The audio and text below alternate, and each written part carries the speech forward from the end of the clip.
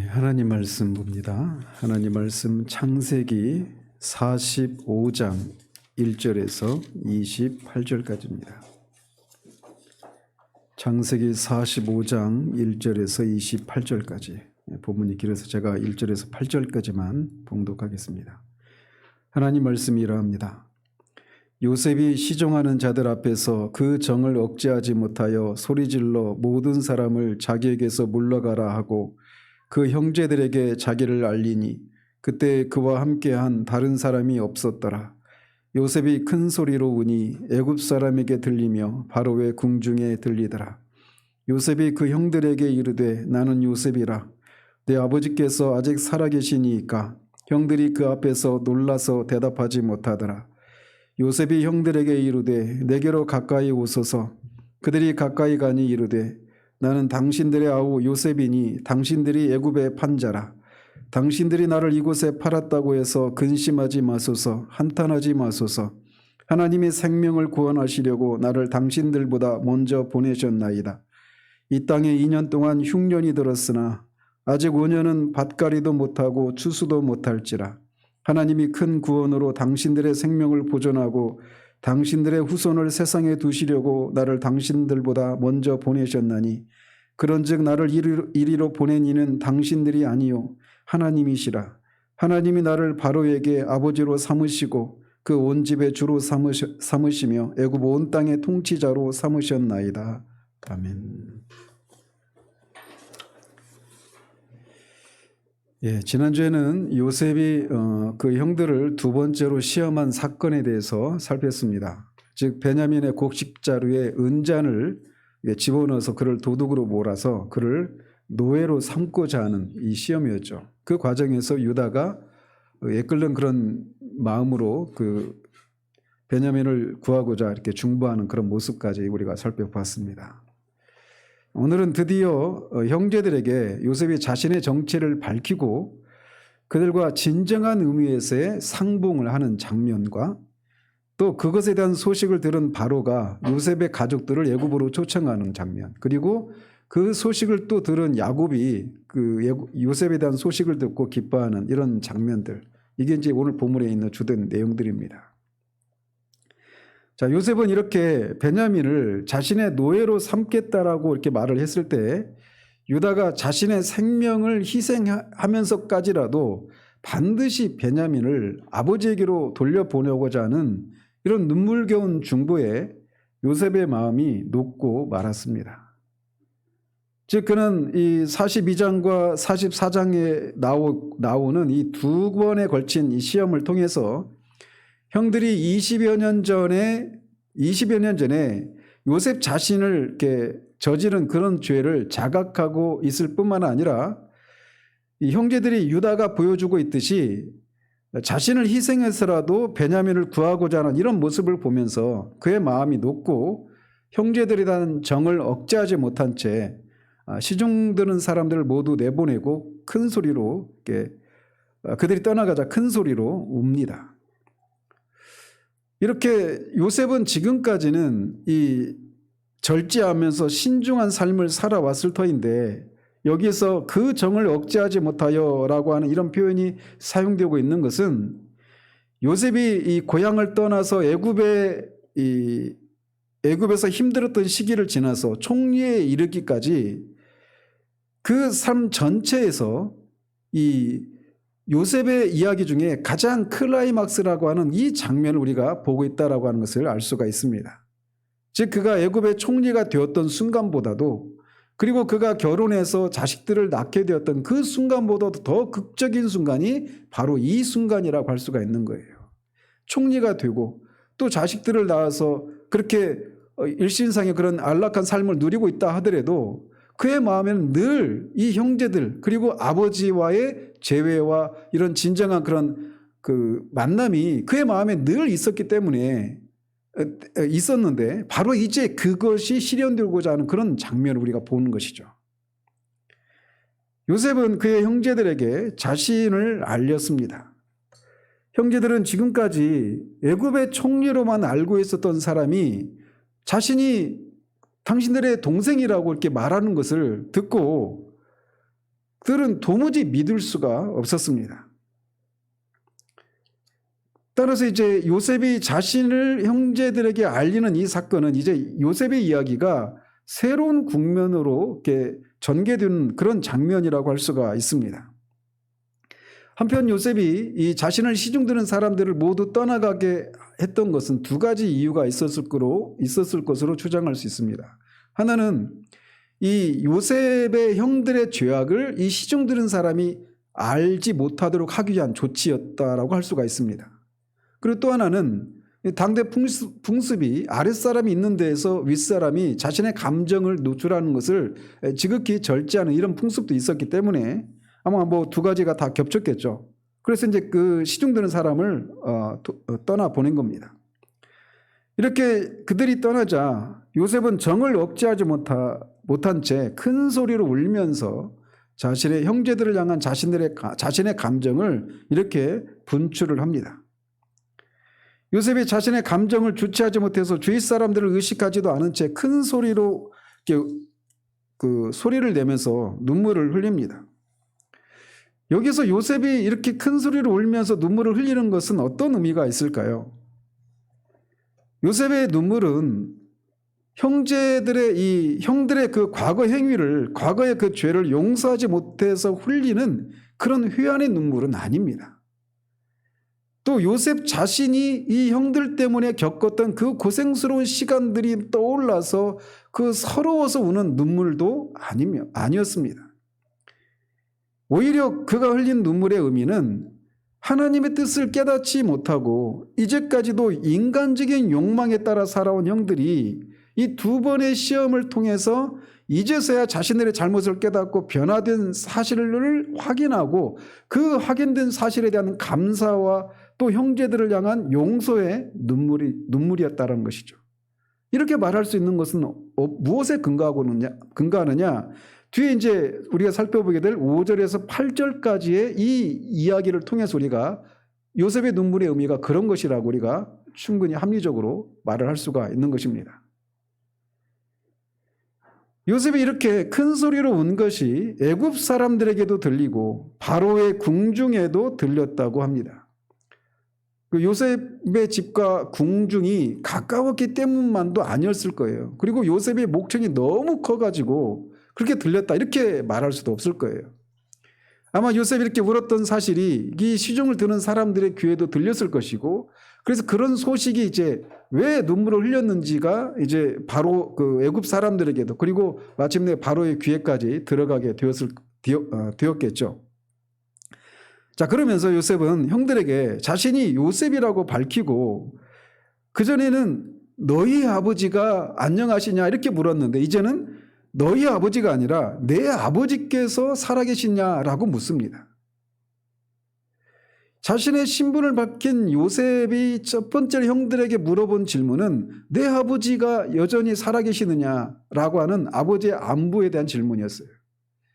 근데 이미 우리가 두 차례 그 시험을 통해서 형들을 통해서 요셉은 아버지가 살아계시고 여전히 안녕하다라고 하는 얘기를 들었단 말이죠. 그럼에도 불구하고 자신의 이런 정체를 밝히고 첫 번째 했던 질문이 바로 이것이라고 하는 사실은 요셉의 마음에 얼마나 아버지를 향한 이런 그리움이 절절히 이렇게 녹아 있었는가라고 하는 것을 우리가 충분히 유추할 수가 있었던 것이죠. 요셉이 이렇게 자신의 정체를 밝히고 아버지 안부를 물었지만 형들은 너무나 놀라서 아무 대답도 못하게 되었습니다. 형들의 입장에서 보면 충분히 우리가 이해할 수 있을 만한 그런 상황이죠. 방금 전까지 베냐민을 이 노예로 삼겠다라고 으름장을 놓는, 감히 자신들과 상대조차 할 수 없는 그런 높은 지위에 있는 애굽의 총리가, 그리고 죽었다고 생각했던 요셉이 살아있을 뿐만 아니라 바로 자신들의 눈앞에 있는 그 사람이 자신의 동생이라고 하는 말을 들었을 때 그들이 그냥 옳다거나 하면서 막 그렇게 어떤 긍정적인 반응을 보일 수가 없었던 것이죠. 그래서 아무런 대답도 하지 못했던 것이 충분히 이해가 됩니다. 그렇게 형들이 여전히 믿지 못하고 있는 것을 보자 요셉이 형제들에게 가까이 오라고 말을 합니다. 그러자 형들이 그에게 가까이 갑니다. 아마도 이것은 요셉을 가까이 가서 봐서 요셉의 얼굴을 확인하고 자신이 요셉이라고 하는 것을 알게 하고자 하는 이런 뜻도 있었을 거예요. 그런데 더 깊은 뜻이 있는데 여기서 가까이라고 사용된 이 단어가 출애굽기나 에스겔서에 보면 이 죄를 자복하고 하나님과의 관계 회복을 위해서 하나님 앞에 나아가는 이 제사장들의 모습을 묘사할 때 사용된 단어가 여기서 사용되고 있는 겁니다. 즉 이 사절에 가까이라고 하는 단어가 바로 그런 단어인데 그것을 사용하고 있어서 요셉과 형제들 사이에 가졌던 그런 오해와 앙금의 깊은 골이 해결되는 이 회복의 이 시작점에서 이 단어를 사용하고 있어서 이제 요셉의 형들이 그 마음속에 가지고 있었던 죄의식이 해소되고 요셉과 다른 형제들 사이에서 이 깨어졌던 관계가 회복될 것을 말해주고 있는, 시사해주고 있는 그런 단어 사용이라고 할 수가 있는 것이죠. 그런데 우리가 주목해야 될 것은 이렇게 형제들과 요셉 사이에 있었던 그 범죄 사실로 인해서 깨어진 이런 관계가 회복되기 위해서, 그것을 회복하기 위해서 가까이 나오라고 말하고 있는 사람은 피해자인 요셉이라고 하는 사실을 우리가 주목할 필요가 있습니다. 가해자인 형제들이 아니라, 이 형제들이 먼저 간 것이 아니라 피해자인 요셉이 자신들에게 가까이 오라고 가해자들은 형제들을 그렇게 초청하고 있는 거예요. 그는 노예와 또 죄수로 살면서 한때는 형제들에 대해서 말할 수 없는 원망에 휩싸였을지도 모릅니다. 그렇지만 이제 그 모든 것을 뛰어넘고 형제들과 다시 가까이 하고자 하는 그의 모습을 드러내고 있는 거예요. 그것을 통해서 피해 당사자인 요셉의 마음에 형들의 그 죄악을 인해서 그의 마음에 있었을 그 모든 그런 어그러진 것들이, 그런 앙금들, 원한, 원망 이런 것들이 다 해결되었다라고 하는 것을 보여주고 있는 거예요. 진정한 용서는 이렇게 피해자가 가해자에게 먼저 손을 내미는 것을 통해 드러나게 되는 것이죠. 자, 가까이 나온 형제들에게 요셉은 자신은 당신들의 아우 요셉이니 당신들의 애굽의 판자라고 말을 합니다. 우리가 알다시피 형들이 요셉을 애굽에 판 것을 알고 있는 사람들은 형들 말고는 모릅니다. 아버지 요셉도 몰라요. 그런데 그 비밀스러운 그런 그들의 죄악을 이렇게 요셉이 언급하고 있는 겁니다. 당신들이 팔았던 요셉이 그 동생이 바로 라고 말이죠. 그런데 이렇게 요셉이 과거에 형들이 지은 그 죄를 드러내고 있는 것, 말하고 있는 것은 그 형제들의 죄를 들춰내기 위해서가 아닙니다. 이것은 그의 형제들이 애굽 총리의 그 직위를, 요셉이 애굽의 총리인 요셉이 자신들의 동생이라고 말을 했지만 믿지 못하고 있으니까 오직 그 형들만 알고 있었던 그 비밀스러운 죄악을 말해주는 거예요. 바로 그 동생이, 당사자가 나라고 이렇게 말을 해주고 있는 겁니다.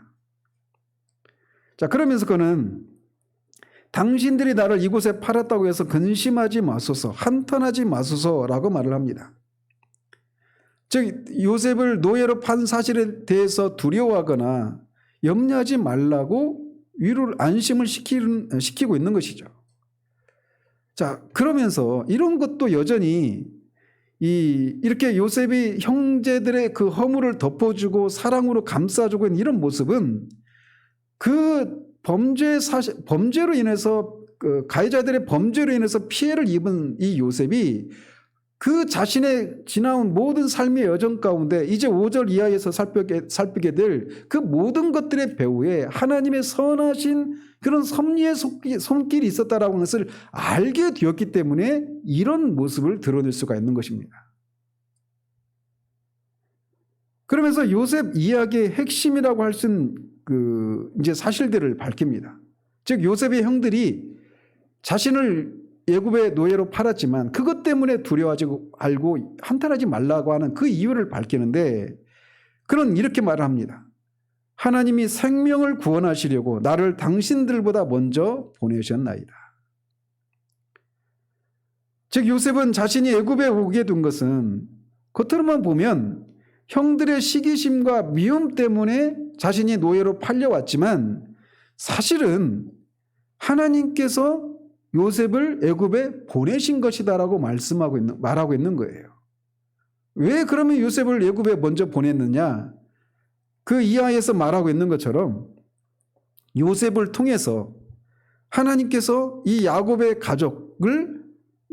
가족의 생명을 구원하기 위해서, 그래서 그것을 그렇게 구원하도록 하기 위해서는 어떤 권한이 필요한데, 그래서 이 요셉을 애굽의 총리가 되게 해서 온 애굽의 그런 지도자가 되게 했다라고 말을 하고 있는 겁니다. 그래서 그 20여 년 동안의 그 시간이 바로 이 일을 위해서 하나님이 자신에게 그 과정을 준비시켰던 그런 시간이었다라고 요셉이 말을 해주고 있는 거예요. 그러면서 이 땅에 2년 동안 흉년이 들었지만 아직 5년이 더 남았고 그동안에는 밭갈이도 못하고 추수도 못할 것이다 라고 말을 합니다. 따라서 이제 7년의 풍년 후에 2년 흉년이 있었으니까 30세 총리가 되어서 그렇게 9년째 되었던 해니까 요셉의 나이가 39살이었던 해라고 할 수가 있고, 이제 46장에서 야곱이 그렇게 들어왔을 때 130세라고 하잖아요. 그래서 그 나이 차를 계산해 보면 야곱이 요셉을 91세에 낳았다, 이런 것을 우리가 다 계산할 수 있는 것이죠.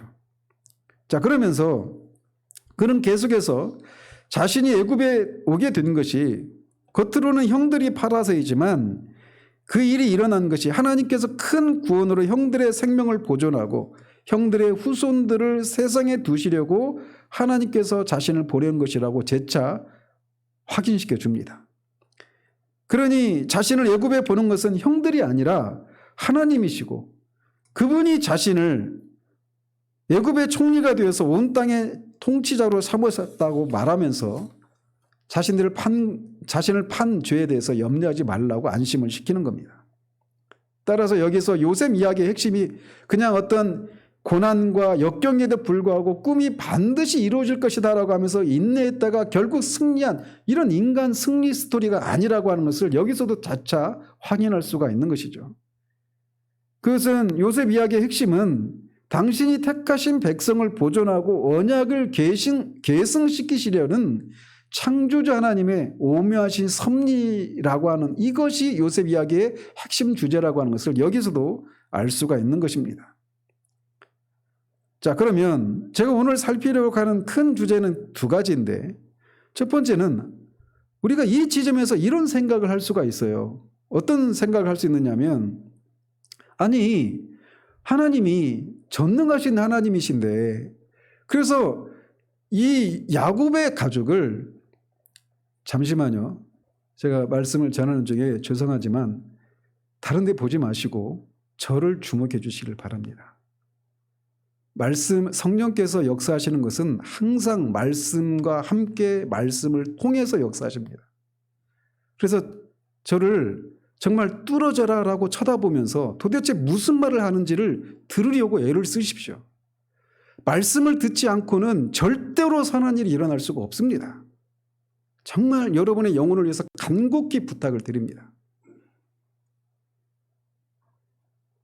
제가 다니던 교회에서는 말씀을 듣다가 성도들이 말씀을 집중하지 않고 졸거나 그러면은 목사님 말씀 중단하고 막 강대상을 치고 막 그랬어요. 종을 치기도 하고.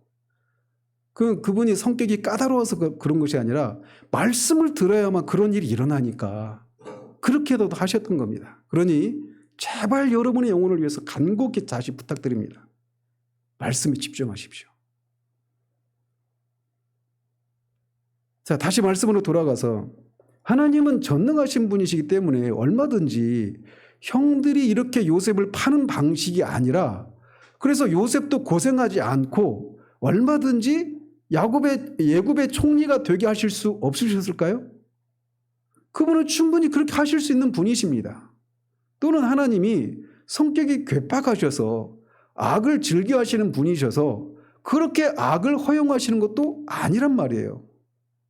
따라서 우리가 이 지점에서 하나님이 요셉을 요셉의 형들의 그런 죄악을 통해서 애굽에 보내고 그가 또 감옥에 가서 얼마나 또 고생을 했습니까? 이렇게 악을 허용하시는 방식을 통해서 하나님이 야곱의 가족들을 구원하시는 선을 행하셨단 말이에요. 그러니까 왜 악을 허용하시면서까지 이런 일을 하셨을까에 대한 이 질문에 대한 답을 얻기 위해서는 우리가 먼저 두 가지 사실을 버려야 됩니다. 하나는 뭐냐? 하나님은 전능하신 분이 아니다라고 하는 사실을 버려야 돼요. 하나님은 전능하신 분이십니다. 그리고 또 하나님은 선하신 분이라는 거예요. 그래서 하나님이 전능하시고 선하시다라고 하는 이 두 가지 사실을 제외하고 악을 왜 허용하시는가에 대한 이 문제에 대한 답을 찾아가려고 하는 거예요. 그러면 왜 하나님은 악을 허용하시면서까지 이렇게 선을 이루시는 일을 하시는가? 이 문제에 대한 답을 찾기 위해서는 그런 것들을 행하시는 하나님의 지혜에 대해서 우리가 주목하면서 이 문제에 대한 이 질문에 대한 답을 찾아가야 한다는 것입니다. 자, 그래서 악의 허용과 관련해서 우리가 알아두어야 할 것이 있는데 하나님께서 이렇게 악을 허용하실 때 그냥 그거를 수수방관하지 않으신다는 겁니다. 악을 허용하시긴 하시는데 그 악을 허용하시는데 항상 하나님이 궁극적으로 이루시고자 하시는 목적을 향해서 그 악이 진행되도록 섭리하신다는 거예요. 그리고 그 악이 진행되는 과정 속에서 그 과정마저도 하나님이 섭리하신다라고 하는 사실, 이 두 가지 사실을 우리가 기억해야 됩니다. 그래서 즉 악을 허용하시되 하나님의 목적을 이루기 위한 방식으로 그 악을 허용하시고 또 악을 허용하시는 과정도 하나님이 그 섭리하신다라고 하는 이 두 가지 사실을 기억해야 됩니다. 그래서 웨스트민스터 신앙고백서 5장 4항에서 이렇게 말을 해요. 하나님은 악을 허용하시되 여러 시대에 가장 지혜롭고 강력하게 제한하시고 그 밖에도 명하시고 주관하시어 그 자신의 거룩한 뜻들을 이루도록 하신다. 이렇게 고백을 합니다. 자, 그래서 그 상황을, 이 고백을 가지고 이 상황을 한번 보시라는 겁니다. 요셉은 그를 노예로 팔아 넘긴 형제들에게 이렇게 말하는 거예요. 당신들이 나를 팔았지만 사실은 하나님께서 나를 먼저 보내신 것이다. 왜? 나를 통해서 당신들의 가족과 후손들을 이 땅에 남겨놓으시고 궁극적으로는 하나님의 백성인 이스라엘이라고 한 민족을 형성하고자 하는 그 목적을 위해서 이 악을 허용하셨다라고 말을 하고 있는 거예요. 즉 하나님께서는 더 큰 선을 위해서 요셉을 형제들에 의해서 노예로 팔리도록 허용하셨다. 이렇게 말을 하고 있는 것입니다. 자, 그렇다면 더 큰 선이라고 하는 것이 뭡니까? 그거는 요셉을 애굽의 총리로 세워서 극심한 기근 가운데서 야곱의 가족들을 보호하시고 그들을 애굽으로 오게 해서 번성하게 하시고 훗날 출애굽의 대역사를 이루심으로써 구속사역을 이루시고자 하시는 하나님의 뜻입니다. 이게 가장 더 큰 선이에요. 그래서 악을 행하는 형제들은, 이 요셉의 형제들은 의도하지 않았죠. 그것을 의도하지 않았지만 하나님께서는 그들의 의지와 능력을 초월해서 그들이 행한 악을 도리어 더 큰 선으로 바꾸시는 그런 일을 하시는 겁니다. 이것을 위해서 그분의 지혜 가운데 악을 허용하시는 거예요. 더 큰 선을 이루시기 위해서. 물론 이것을 행하는 하나님의 궁극적인 그런 지혜를 우리가 다 이해할 수 없습니다. 우리는 이미 되어진 일들을 뒤에서 돌아보면서 하나님께서 이것을 위해서 내가 전에 이런 일들을 겪게 하셨구나 이렇게 차후에 알게 되는 것이죠. 그런데 하나님 입장에서 보면 이미 영원전에 다 작정하셨던 일들을 역사 속에서 그렇게 실현해 가시는 거예요. 근데 어떤 사람들 그런 질문을 할 수 있죠. 그것을 통해서 하나님이 지혜와 하나님의 선하심을 드러내기 위해서 하셨다. 그런 대답에도 만족하지 못한 채 그것은 알겠는데 왜 하나님은 궁극적으로 전능하신 분이시니까 이런 과정조차도 없이 그냥 하나님이 이루시고 하신 일들을 단번에 하실 수 있지 않느냐 이렇게 물을 수도 있어요. 그런데 그것은 우리가 알 수 없는 영역이라는 겁니다. 우리는 단지 신명기 29장 29절에서 말씀하고 있는 것처럼 하나님의 나타나신 듯인 이 계시로 우리가 만족하고 그 드러난 그 계시를 통해서 하나님의 뜻들을 발견하는 것으로 만족해야 돼요. 그런데 아직 하나님이 드러내시지 않은 하나님의 뜻이 있잖아요. 계시되지 않으신 뜻. 즉 하나님이 왜 역사 가운데서 그런 일들을 굳이 하면서까지 그렇게 하시는가 라고 하는 이 문제에 대해서는 우리가 내릴 수 있는 결론이 뭐냐? 우리가 알 수 없다라는 겁니다. 어거스틴은 그거를 그렇게 불렀어요. Doctrinal ignorance. 박식한 무지. 얼마나 멋진 표현이에요. 그러니까 우리는 알 수 없, 우리 입장에서 보면 무지의 영역이죠. 그런데 하나님의 입장에서 보면 그냥 무식하고 무지하고 이런 게 아니라 박식한 거. 하나님은 아셔요. 그러나 우리에게는 알려져 있지 않아요. 그래서 그런 것들이 우리 성경에 굉장히 많습니다. 삼위일체의 비밀에 대해서. 예수 그리스도의 한 인격 안에 신성과 인성이 어떻게 연합을 이루고 있는지 우리는 몰라요. 성령께서 동정녀 마리아에게서 죄 없는 인성을 취하시고 그렇게 죄 없는 인간이 되게 하셨다.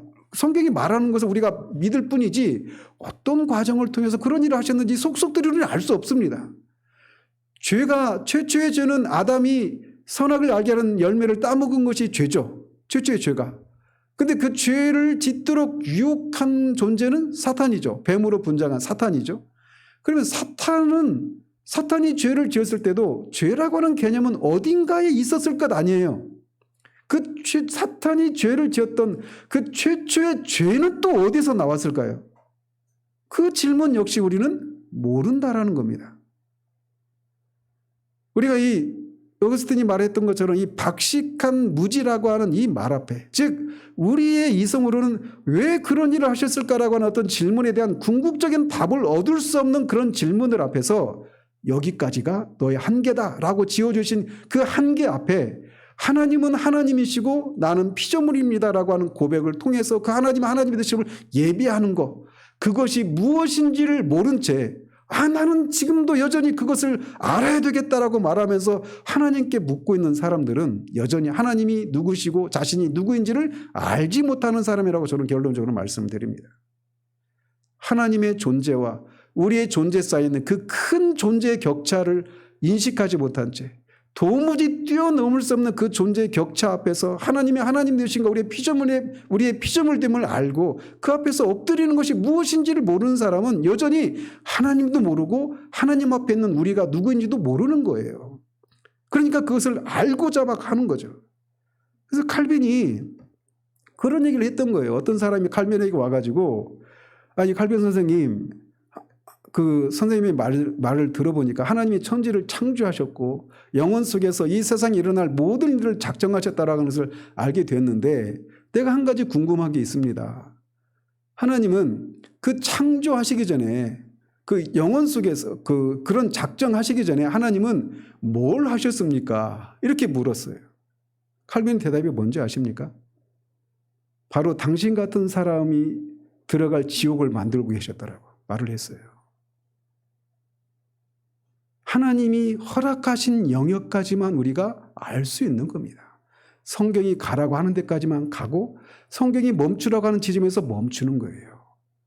그리고 그 사실 앞에 순종하는 것을 통해서 하나님만 주권자이시고 우리는 그 입법자이신 하나님의 뜻에 계시된 뜻에 순종해야 되는 피조물이라고 하는 것을 고백하는 겁니다. 그래서 이 야곱의 이야기 속에서도 이런 비밀들이 있는 거예요. 더 큰 선을 이루시기 위해서 악을 허용하시는 겁니다. 그 목적을 하나님이 섭리하시는 거예요. 더 큰 선을 이루고자 하는 목적을. 그리고 그 과정도 섭리하신다고 그랬잖아요. 그래서 그 큰 선을 이루기 위해서 야곱의 형들이 그를 팔려고 할 때 르우벤을 통해서 말리시죠.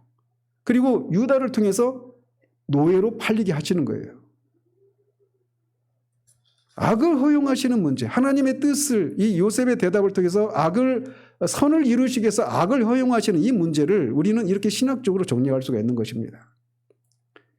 자, 형제들에게 이렇게 말한 후에 요셉은 그들에게 말하기를 속히 아버지께로 올라가서 자신의 말을 전하라고 요청합니다.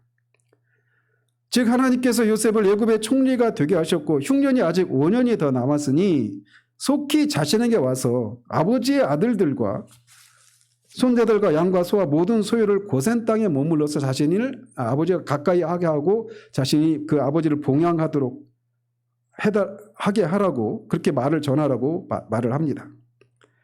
자, 그러면서 그는 아버지에게 가서 요셉 자신이 애굽에서 누리는 영화와 형제들이 본 모든 것을 다 아버지 야곱에게 알리고 속히 모시고 내려오라고 합니다. 이렇게 말하고 요셉은 베냐민과 또 이렇게 서로 목을 안고 울고 형들과도 입을 맞추고 안고 옵니다. 그러고 나서야 형들이 이제 요셉과 말을 섞습니다. 이 장면은 20년 동안 형제들 사이에 가로놓인 장벽이 이게 사랑과 용서의 도가니 안에서 하나가 되어지는 그런 아주 감격스러운 장면이라고 할 수가 있죠. 그래서 이런 요셉이 형들에 대해서 이렇게 용서하고 그 화해를 이룬 이 장면은 우리가 하나님 앞에 죄인인 우리가 예수 그리스도를 믿어서 하나님과의 관계가 회복되고 죄 용서를 받고 하나님과 교제를 나누는 이런 것을 예표하는 장면이다라고 할 수가 있겠죠. 자, 요셉이 이렇게 상봉했다라고 하는 소식이 애굽인에게도 기쁨이 되었습니다. 그리고 바로도 기뻐했습니다. 이것은 요셉이 애굽에서 또 바로에게 얼마나 사랑을 받고 신뢰를 주고 있는가라고 하는 것을 여기서도 보여줄 수 있는 것이죠. 요셉은 이방인들 속에서 살고 있었던 하나님의 사람이었습니다. 그런데 그가 이방인들에게도 그에게 일어난 일들을 이방인들도 기뻐하여 이런 모습을 보여주고 있는 것처럼 세상 속에서 우리가 어떤 모습으로 살아야 하는가를 우리에게도 시사해주는 바가 있는 모습이라고 할 수 있습니다. 자, 그러면서 바로가 이제는 요셉에게 말하기를 네 형들에게 명령하기를 양식을 싣고 가서 너희 아버지와 너희 가족을 데려오라고 말을 합니다. 그러면서 수레를 가지고 가라고 합니다. 우리 입장에서는 뭐 수레를 가지고 가는 게 무슨 대수냐 이렇게 생각할 수 있겠지만 당시 고대 근동에서 수레가 있었던 나라는 애굽밖에 없었다고 그래요. 그것도 이 수레는 아주 고위급의 인사를 실어 나르기 위한 운송수단이었는데 바로 그것을 보내는 겁니다. 그러니까 이것은 바로가 그 야곱의 입장에서 보면 자신들이 바로로부터 아주 그 정중한 대우를 받고 있다라고 하는 것을 보여주는 것이죠. 자, 그러면서 그리고 이렇게 바로가 야곱 가족을 초청하는 이 장면은 야곱이 애굽으로 이주하는 이 장면이 그냥 일개 요셉 가문의 어떤 요셉의 개인적인 차원에서의 그런 초청을 하는 것이 아니라 전 국가적인 차원에서의 이런 초청이라고 하는 것을 알 수 있는 거예요. 이것은 나중에 출애굽기에 가서 요셉을 알지 못했던 바로가 이스라엘 백성들을 노예로 전락시키고 탄압하는 것이 이 사실에 근거해서 불법한 것이라고 하는 것을 여기서도 보여줄 수 있는 것이죠. 자, 이렇게 야곱 가족을 초청한 바로는 요셉의 형들에게 말하기를 애굽 땅에서 수레를 가져다가 이렇게 너희 가족들을 모시고 오라고 합니다. 자, 그러면서 그렇게 말을 하고 그렇게 형제들에게도 이제 그런 말을 하는데 이렇게 이 수레를 가지고 집에 돌아가는 이 장면은 요셉이 살아있을 뿐만 아니라 애굽의 총리가 되어서 그가 많은 영화를 누리고 있고 애굽의 바로가 특별히 수레를 보냈다라고 하는 것을 통해 야곱이 애굽을 떠나는데 도움을 주는 그런 모습이었다고 할 수가 있겠죠. 자, 그러면서 20절을 제가 주목하고 싶은데 바로는 이렇게 요셉의 형들에게 그렇게 수레를 가지고 가라고 말하면서 20절에서 너희 가구를 아끼지 말라라고 말합니다. 그러면서 온 애굽 땅의 좋은 것들이 너희들의 것이니까 너희 가구를 아끼지 말라라고 말을 해요. 이것은 1차적으로는 야곱의 가족들이 생활하는 데 필요했던 이런 모든 것들이 애굽에 이미 다 있고, 애굽에 있는 것들은 너희들이 그 누리고 있는 것과 비교할 수 없이 더 좋은 것들이라고 하는 것을 말해주는 거예요.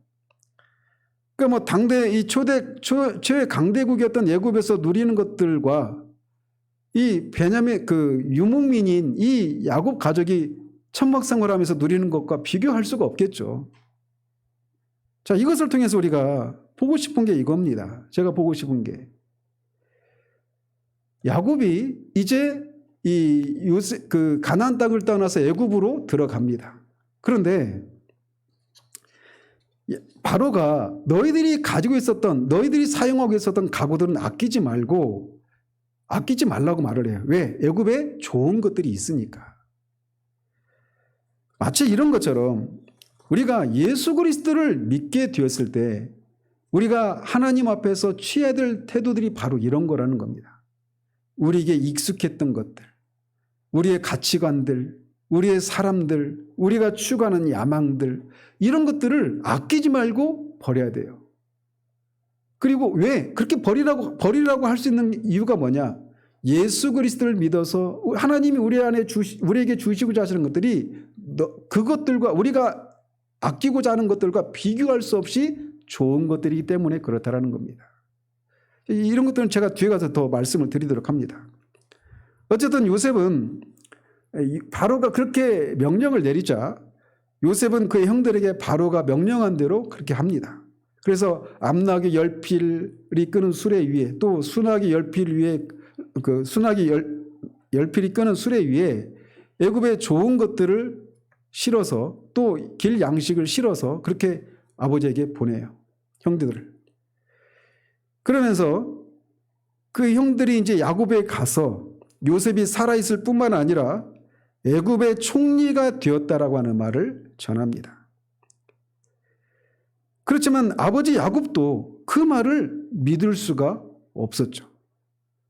지금까지 죽었다고만 생각했는데 살아있을 뿐만 아니라 애굽의 총리가 되었다고? 이건 있을 수가 없는 거죠.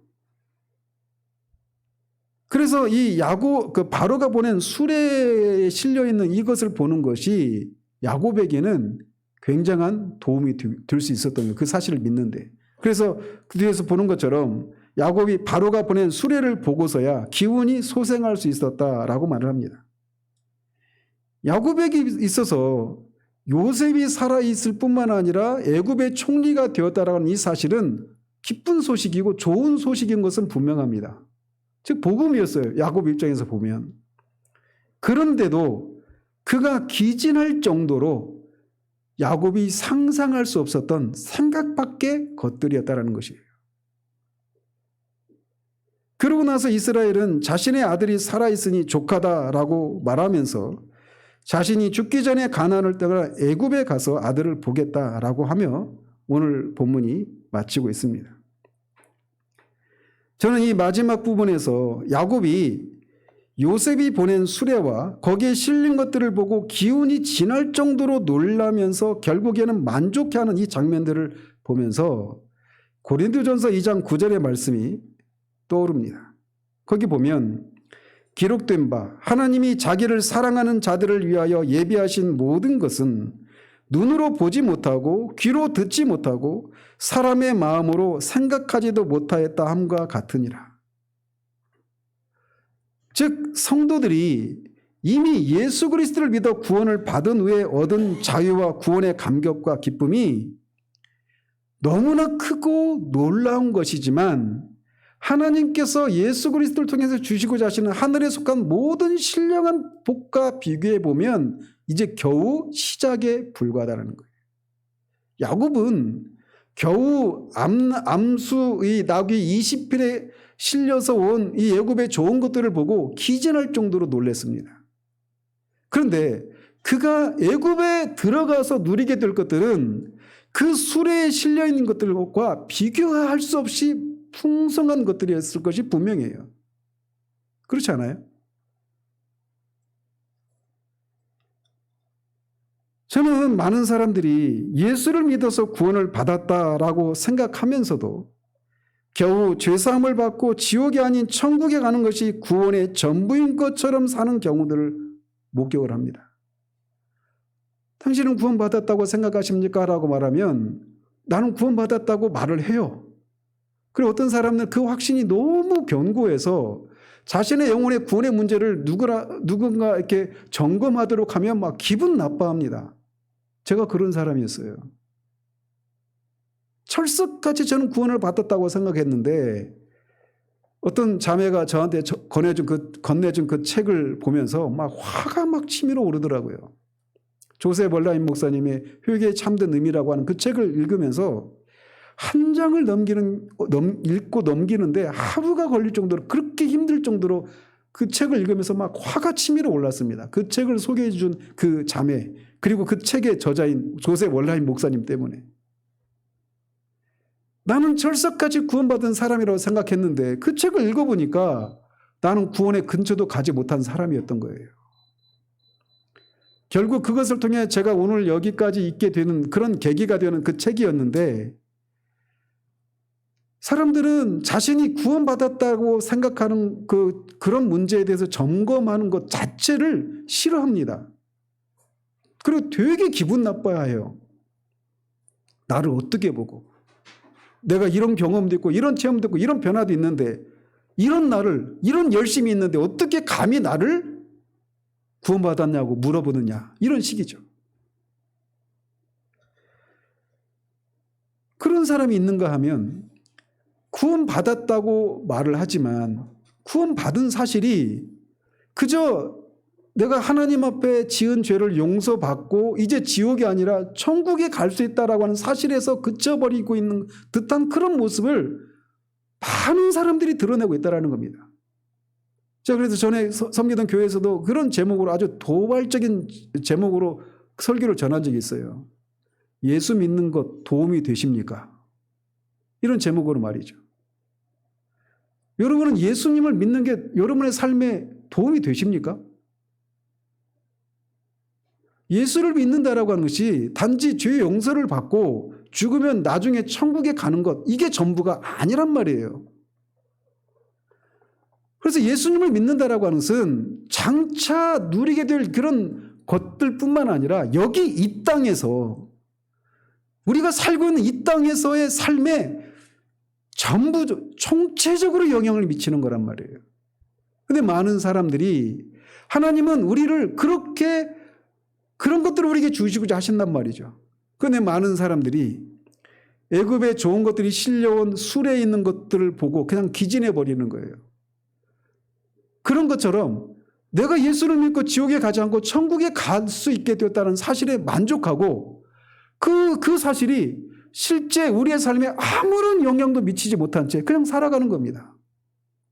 내 존재에 변화가 하나도 없어요. 예수 믿기 전이나 후나 내 말투나 사람들을 대하는 태도나 세상을 바라보는 시각이나 이런 것들이 아무런 변화도 없습니다. 그저 한 가지 남아있는 거 하나밖에 없어요. 내가 지옥에 가자, 죄 용서받고 지옥에 가지 않고 천국에 갈 수 있다라고 하는 그 사실 하나밖에 없어요.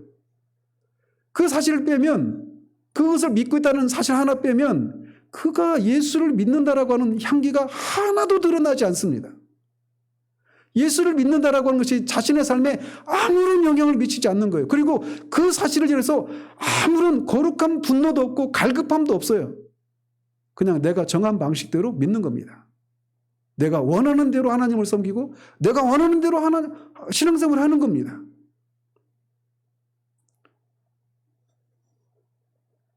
최소한 저 경우만 하더라도 제가 회심한 후에 누리게 되었던 것들을 저는 그야말로 이렇게 표현하곤 합니다.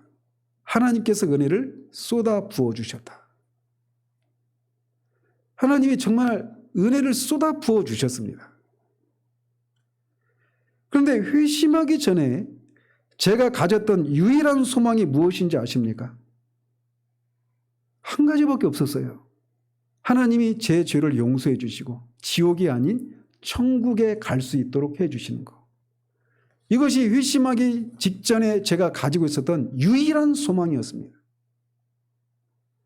산상수훈의 주주님이 한쪽 눈을 빼버리고 한쪽 손을 잘라버리라고 하잖아요. 그것들이 죄를 짓게 하거든. 그것이 없이 천국에 가는 것이 그것들을 가진 채 온전한 백체를 가지고 지옥에 가는 것보다 낫다고 말씀하시잖아요. 제가 그 본문을 읽으면서 마태복음 강의하면서도 말씀을 드렸지만 그 본문을 읽으면서 하나님, 제가 사제가 다 잘려나가고 그냥 겨우 몸뚱아리만 남은 그런 사람이라 하더라도 천국만 갈 수 있으면 좋겠습니다. 그 본문을 읽으면서 그렇게 하나님 앞에 기도하면서 엉엉 울었어요. 제 유일한 소망은 지옥에 가지 않고 천국에 가는 것이었어요. 제 용서를 받고 말이죠. 성령께서 죽은 제 영혼을 살리시고 하나님 앞에 제 자신의 모습을 보게 하셨을 때 제가 고백할 수밖에 없었던 한 가지 사실이 있습니다. 저는 심판받아 마땅한 죄인이라는 사실을. 그러니까 그 전에 천국이 있는지 지옥이 있는지 하나님이 계신지 이런 것들은 더 이상 제 안에서 회의의 대상이 아니었어요. 이미 성령께서 제가 죄인이라는 사실들을 알게 하셨을 때는 하나님이 계시다라고 하는 거 부정할 수가 없었습니다. 교리를 통해서 제가 논리적으로 설득을 당해서 하나님이 계시겠구나 이렇게 동의한 게 아니에요. 그냥 하나님이 계시다라고 해서 그냥 직관적으로 알게 된 겁니다. 그리고 그 하나님 앞에 내가 죄인이라는 사실도 말씀을 들이대면서 이러니까 너는 죄인이야라고 하는 이런 논리에 내가 설득당해서 맞네? 나 죄인이네? 이렇게 한 게 아니에요. 그냥 하나님의 존재를 제가 인식하기 시작하는 순간 직관적으로 저는 그 앞에 설 수 없는 죽어 마땅한 죄인이라는 사실들을 그냥 알았습니다. 그 순간부터 저는 어떻게 하면 이 하나님의 심판에서 벗어날 수 있을까? 어떻게 하면 내가 하나님으로부터 구원을 받을 수 있을까? 온통 이 한 가지 문제만 사로잡혔습니다. 물론 하나님의 성령께서 하신 일이죠. 저는 잠을 자는 것도 두려웠습니다. 제가 일어났을 때 제가 원하지 않는 지옥에 떨어져 있으면 어떻게 하나. 이 생각 때문에 잠을 자는 것조차도 두려웠어요.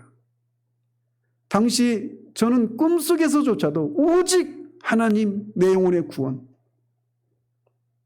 그 얘기를 하자고 하면 또 다른 설교를 해야 되니까. 즉 회심하기 전에 제가 갖고 있었던 유일한 소망과 기대는 하나님으로부터 죄 용서를 받고 구원을 받는 거. 천국에 가는 거. 이것밖에는 제가 품었던 소망이 그것밖에 없었어요. 오늘날 후배와 함께 교회를 가려고 후배를 기다리면서 밖에 이제 길에서 전부터 옆에서 기다리고 있는데 내가 아무리 하나님으로부터 구원을 받고 싶어 하고 내가 하나님이 나를 구원해 주시지 않으면 나는 지옥에 갈 수밖에 없는 그 상황이라 하더라도 하나님은 나를 구원해 주실 의무가 없구나 라고 하는 그 사실을 깨닫고 그 길가에서 막 엉엉 울었습니다. 오직 하나님의 은혜가 아니면 이런 내가 구원받을 수가 없다라고 하는 구원받을 수 있는 길이 하나도 없다라고 하는 것을 알게 된 거예요. 솔라 그라티아. 오직 하나님의 은혜로. 이거를 제가 교리를 통해서 배운 게 아니에요. 그냥 하나님의 그 하나님 되심 앞에 죄인된 저를 깨닫고 오직 하나님의 은혜가 아니면 안 되는 거라는 것을 알게 되었던 겁니다. 그럴 때 하나님이 바로 그런 너를 위해서 내 아들이 십자가에 너의 모든 죄를 지고 죽었다라고 하는 이 귀에 못이 박히도록 들었던 얘기. 제가 3살 때부터 교회를 다녔으니까 그때가 그 고백한 게 29살 때있거든요. 26년 동안 교회를 제가 한 5번, 아무튼 10번 미만으로 빠지는 정도로 교회를 다녔습니다.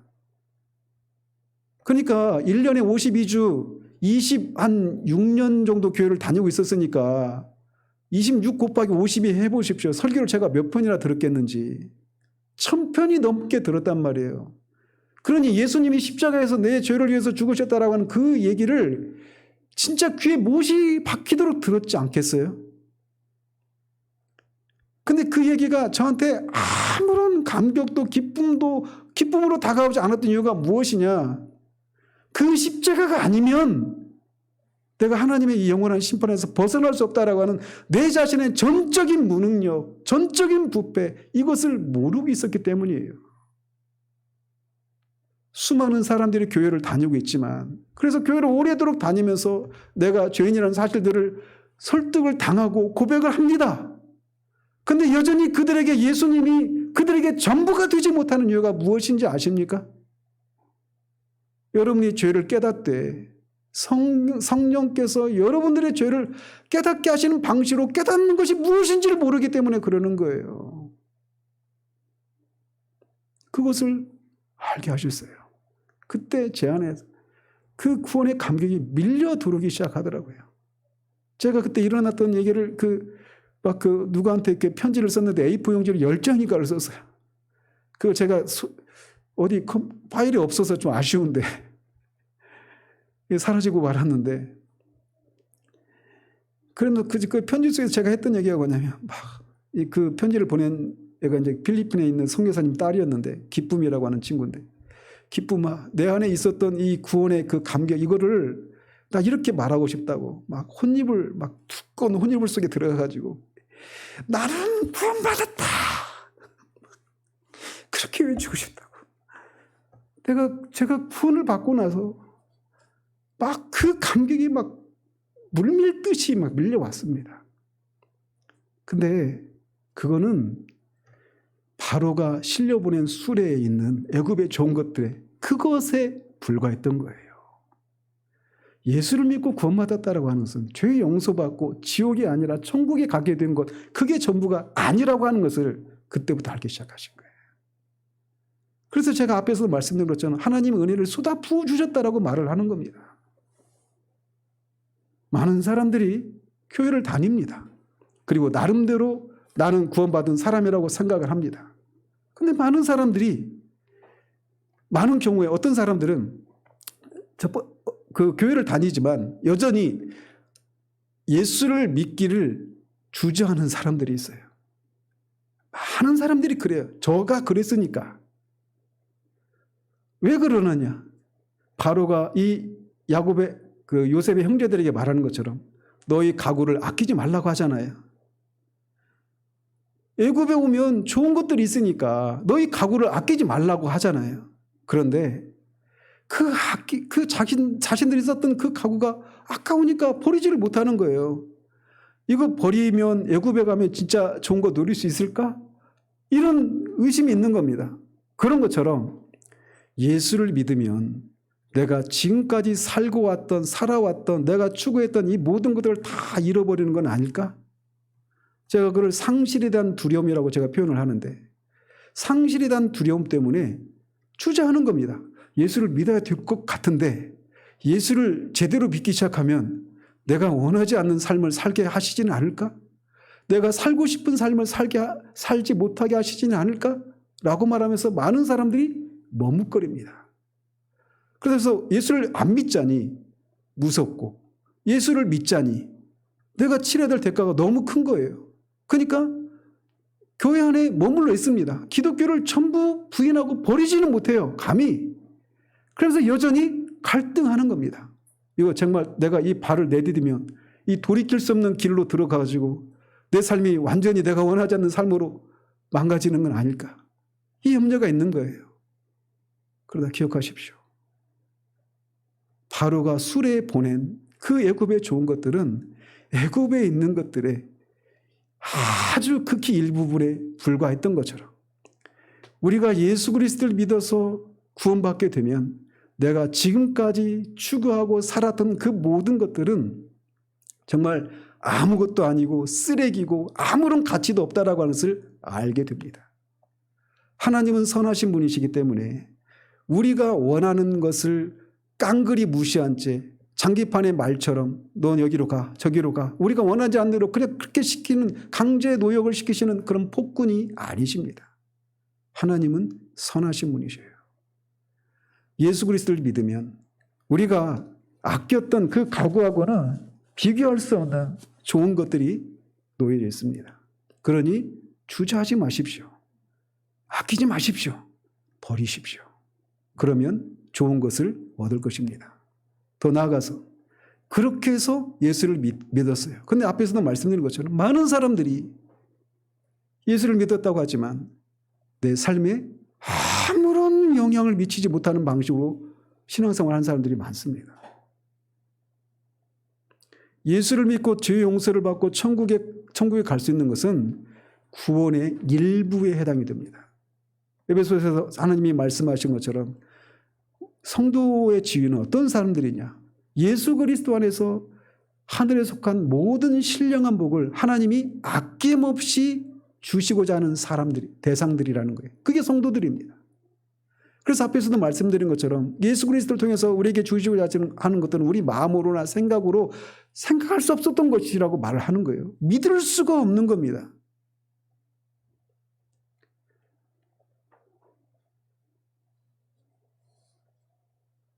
그러니 예수를 믿고 구원을 받았다라고 하는 그 사실이, 그래서 내가 죄 용서받고 천국에 가게 되었다라고 하는 그 사실로 만족한 채 살아가는 여러분들이 하나도 없기를 바라요.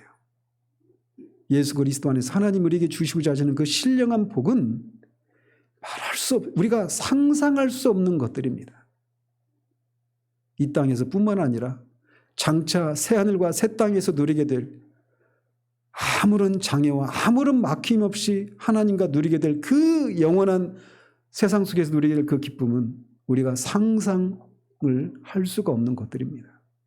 그것을 맛보기로 이 세상에서 하나님이 하나씩 시식 코너에서 이렇게 주시는 것, 그 맛보게 하시는 것처럼 그런 것들을 맛보게 하시는 거예요. 우리는 이 세상에 하나님이 두신 소금이요 빛이라고 주님 말씀하십니다. 우리가 하나님을 영화롭게 해야 된다라고 하는 이 절대 이 명제에 우리가 동의하는 사람이라면, 사실 그것을 동의하지 않는 사람이면 그 사람은 신자가 아닙니다. 구원받은 사람이 아니에요. 정말 우리가 그 절대 명제에 동의하는 진짜 거듭난 사람이라면, 그래서 하나님을 영화롭게 해야 된다라고 하는 것을 우리가 동의하는 사람이라면 하나님을 영화롭게 하는 방법이 무엇인지를 여러분에게 말씀드리겠습니다. 결론적으로. 이게 뭐냐? 하나님이 예수 그리스도 안에서 주시고자 하시는 그 신령한 복들을 우리가 만끽하는 거예요. 이 땅에서 하나님이 주시는 그 신령한 복을 만끽하는 것을 통해서 하나님이 그리스도를 통해 주시고자 하시는 것들이 이런 것들이었구나라고 하는 것을 드러내서 그 일을 행하신, 그것을 주신 하나님을 영화롭게 하는 겁니다. 그게 하나님을 영화롭게 하는 거예요. 우리는 많은 경우에 하나님을 영화롭게 한다고 할 때 하나님이 원하신 대로의 삶을 살아가는 것, 이런 행위 중심적인 생각들을 하잖아요. 예, 기억하십시오. 그것도 있습니다. 필요 없다는 게 아니에요. 본질적으로는 하나님이 주시고자 하시는 것들, 우리가 내가 손에 꼭 쥐고 내가 잃어버리지 않고자 하는 그런 삶은 꼭 쥔 채로 내가 허용하는 것만큼만 하나님이 주시는 것들을 받아내려고 하는 이런 방식으로 살아가는 것이 하나님을 영화롭게 하는 것이 아니에요. 이것들을 버리고 하나님이 주시는 것들로 새로 다 개비하고 하나님이 주시는 것들을 마음껏 누리는 것, 그것을 통해 우리는 하나님을 영화롭게 하는 것입니다. 저는 이 말씀을 여러분들 중에 어떤 분들은 받아들이지 못하는 분도 계실 거예요. 그러나 기억하십시오. 예수 그리스도를 믿어 구원을 받았다라고 하는 것은, 그리고 우리가 구원받아서 누리게 되는 그 신령한 여러 가지 그 복들은 바로가 실려보낸 수레에 있는 것에 불과합니다. 아직 애굽에 있는 그 좋은 것들이 상징하는 것처럼 그리스도 안에서 하나님과 누리게 될 그 신령한 복들은 우리가 지금까지 누린 것들, 제가 아무리 하나님 은혜를 쏟아부어 주셨다고 말을 해도 다 쏟아부어 주신 게 아니에요. 시식하게 하신 것뿐입니다. 그 누가 어떤 뛰어난 삶을 살았다 하더라도 말이죠. 하나님 우리에게 주시고 하시는 것들을 누리는 데는 영혼이라고 하는 것이 필요합니다. 영혼. 무제한이에요. 그러니 여러분에게 권면하고 싶습니다. 아끼지 마십시오. 버려야 될 것들 버리십시오. 그리고 하나님이 주시고자 하는 것들을 마음껏 누리기를 소망하십시오. 그래서 사도 바울처럼 뒤에 있는 것은 다 잊어버리고 앞에 있는 것을 붙잡기 위해서 내가 지금도 달려간다라고 그 삶을 살아가는 우리들 되기를 바랍니다. 그것이 하나님을 영화롭게 하는 것입니다. 기도하겠습니다.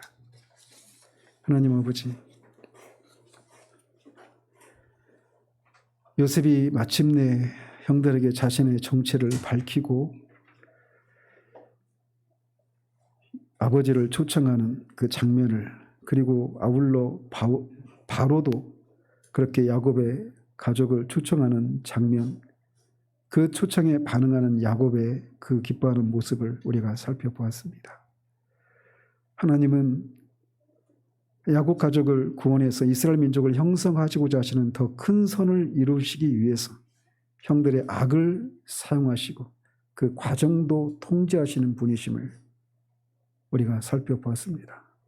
그러한 것처럼 우리에게 일어나는 모든 것들, 그래서 우리에게 일어나지 않았으면 좋은 것들, 이것마저도 하나님이 더 큰 선을 이루시기 위해서 우리에게 허락하신 것이라고 하는 그 시각을 우리에게 허락해 주시옵소서. 그래서 우리의 삶을 새로운 시각으로 바라볼 수 있는 우리 모두 될 수 있도록 도와주시옵소서. 더 나아가 우리가 예수 그리스도를 믿어 구원을 받았다고 하는 이 사실은 그저 죄의 용서를 받고 지옥에 가지 않고 천국에 가는 것이 전부가 아님을 우리가 기억할 수 있도록 도우시옵소서. 정말 내가 예수를 믿었지만, 구원을 받았다고 생각하지만 그저 죄의 용서를 받고 천국에 가게 된 그것에 머물러 있는 것인지를 정직하게 볼 수 있도록 도우시옵소서. 정말 예수 그리스도 통해서 하나님이 우리에게 주시고자 하시는 그 신령한 복을 내가 내 삶 가운데서 정말 만끽하고 있는지를 볼 수 있는 우리들 될 수 있도록 도우시옵소서. 그것이 그런 삶을 누리지 못하게 하는 것들이 우리가 가지고 있는 조그만 그런 신학적인 지식이라면 그 알량한 것들을 다 버릴 수 있도록 도우시옵소서. 그것을 누리지 못하게 하는 것들이 우리가 경험한 그 알량한 경험들이라면 그 경험들마저도 과감히 버릴 수 있도록 하나님 도우시옵소서. 그래서 정말 우리가 하나님의 선하신 품에 안겨서 하나님 우리에게 주시고자 하시는 그 신령한 것들을 마음껏 누리는 것을 통해 하나님을 영화롭게 하다가 그런 은혜를 누렸던 것마저도 새하늘과 새 땅에서 누리게 될 그 본 잔치에 비교하면 시식에 불과했던 것을 우리가 알고 놀라고 그런 은혜를 베푸신 하나님을 영원히 찬양하는 우리들 될 수 있도록 도와주시기를 원합니다. 예수 그리스도 이름으로 기도합니다. 아멘.